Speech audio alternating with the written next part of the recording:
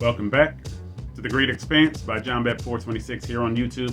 So glad you all have been stopping by. So glad you've taken time out of your busy schedules, or if some of you don't have busy schedules and a lot of times you're busy doing nothing, I'm glad you've taken time out of your busy schedule either way to watch these videos and appreciate comic book related stuff. Okay, I love comic books, I love cartoons, I love computer animated series, I love live action television series, I love movies that are based on materials and figures from comic books. Okay? And speaking of comic books, we're going to look at one of my favorite comic book artists, Alex Ross. And it's called Alex Ross Creates Timeless Villains. Now, I showed you guys the video of his timeless variant covers. I think there were 37 heroes and 37 villains. So we're going to take a look at what this is. I don't know what this is, but it said timeless, so I'm assuming maybe it has something to do with the comic book series. So let's find out. And we are doing Alex Ross Creates Timeless Villains in 3, 2, 1, go. I love that Joker Harley. Hi, I'm Alex Ross, and I'm doing my first CGC signing this year. Whatever CGC is. Be the exclusive way to get my signature, and submissions are limited, so please send in your books now. He pulled a Captain Kirk there. Please send in your books. Yeah, the Green Goblin is almost like the perfect representative Marvel villain character because he's so poppy and vibrant. I grew up with him as a main supervillain character I knew everything about. Basically, he got introduced That's different. in the early 60s as a mysterious villain for which you didn't learn who he was in the initial stories told by his creator. Right, he was silhouetted. Ditko.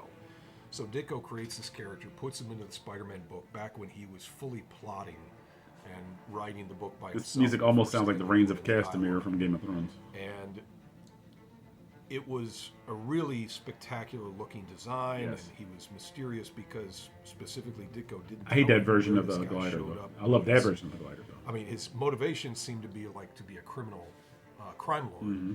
but you never saw the guy's face. He specifically showed him building his material, the costume, love the Green Goblin. glider, all this stuff in secret, but without showing the character's face. Because he looks It was ridiculous. always That's why I blocked like him. off. So you had this unique mystery set up of like, ooh, who is the Green Goblin? And the problem with mysteries like that is it invites the idea of, well, it probably is going to turn out to be somebody that's already in the narrative. But that was never Ditko's intention. It wasn't that this is going to turn out to be somebody you know. Stan chose the thing that now everybody comes to remember as the father of one of Peter Parker's closest friends. So Spider-Man's alter ego just happens to be best friends with the son of his greatest enemy. Right.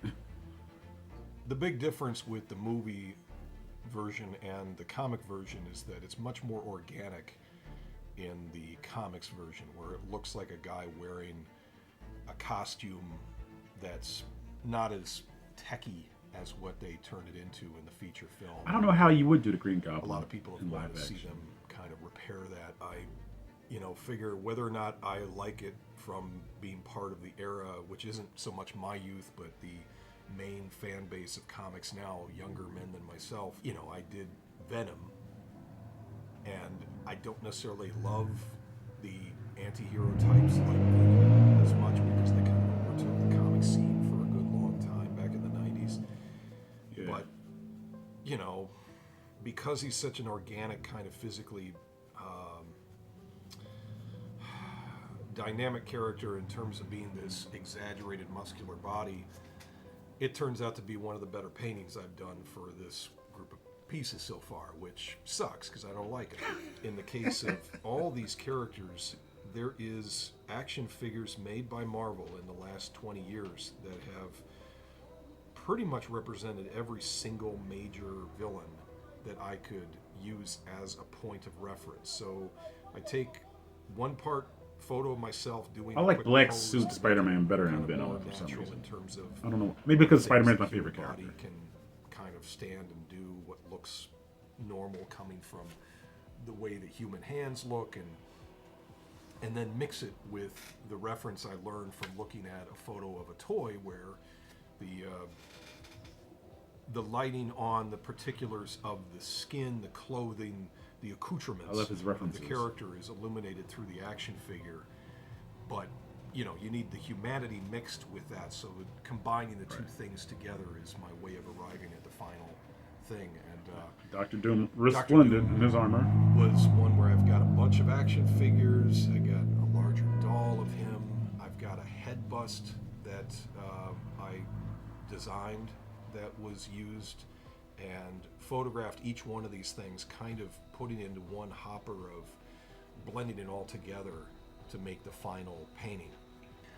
Somebody like It's Dr. hard Doom to has bring a green comic book cloak characters and into tunic live action. on top of his gray metal armor. You've got the possibility of making armor looking very shiny and bright, you know, a brighter silver or a duller kind of gunmetal. And in his case, he doesn't seem like he would be Shiny. looking for his armor to somehow seem, it's both regal and functional with the purpose of not being showy. It's more like he's meant to look scary, but he's not meant to be like, look at my fancy appearance. So Fancy duds. his exact color choices would be more subdued, so that actually the green he's wearing can get very dark and deep. I could almost Forest imagine it green. coming close to black in some ways. And don't the know about gray black, Alex. of the armor is, again, not meant to be vibrant or beautiful. It's actually meant to look somewhat like an old suit of armor. Wanting to make sure that he kind of comes across as cool as I can possibly try and make him seem. The complication with a character like him is that, you know, it all comes down to balance of elements of, you know, the way that you render the sort of armor he wears, or That's one of my favorite the exact shape of the details of his helmet. Each one drawings. of those things being Dr. Doom from sort of Alex a Ross. delicate thing to get right, to feel like to feel confident about the choices I'm making with it. The approach to the Red Skull, you have to kind of work in the history of where he comes from, is that he wasn't the leader of Hydra back in the 1940s when he was first created. He was a Nazi, and he used to have a swastika right there on his chest, and that would continue all the way up until his revival in the 1960s, and even up until, geez, honestly, within the Johann last 20 Schmidt. years. Basically, it started to come through that they didn't want to have Nazi imagery on the front of major characters in comics. Particularly for Marvel, this became a no-no that was installed at some point, I think, in the 1990s. But there's lots of imagery that's been created by different people where they recall his classic appearance. I think that's him holding the Tesseract, the Cosmic We Cube. do know, for a rule, Not a fan of that Germany, skull. I don't know you why. can't actually distribute imagery with the swastika. It's against the law. Now, I don't know that it affects the interior of projects, but it's for the cover of things. Like, you couldn't have it on a movie poster, you couldn't have it on the front of a book. So if it's inside of a book, they wouldn't stop that, but they wouldn't feature something showcasing the swastika. So he's subsequently, over the years, had that swastika removed off of the front of his clothing, and he's had any Makes number sense. of different bits of clothing over the years, but mainly he was that red mask, which was oversized originally before they decided to make it his actual face. Huh? You did? It was this big, bulky, abstract kind of exaggerated skull mask, and then a deep I thought it was like green Black Mask. It was just a bodysuit mask. with no great adornment. So he didn't really have anything that was too dramatic looking. So we look at the Green Goblin, Venom, Doctor Doom, and the Red Skull. 4 heavy hitters right there. Yeah, I just love Alex Ross's stuff. And history of Thanos. Nope. Maybe we'll do that another time, or maybe anything related to Kang the Conqueror, because you know the climate of what's going on right now with Ant-Man and the Wasp and Quantumania being released. 2 mixed reviews, you know, but largely unflattering reviews. I'm not going to say terrible reviews, but unflattering reviews. But that should not diminish the greatness of Kang the Conqueror as a comic book character. All right. So this has been The Great Expanse by John Bat 426. Alex Ross, you know I love his stuff. Hit the like button if you appreciated this video or my reaction to it. Write a dissertation in the comments. Tell me what you appreciate about Alex Ross. Tell me what comic book artists you would like to see featured on this channel. And I'm going to do my best to make the channel grow. Please share with other people. David Brent, please let them know where their comments go. And let's let The Great Expanse by John Bat 426 live up to his name and expand. It's in the name.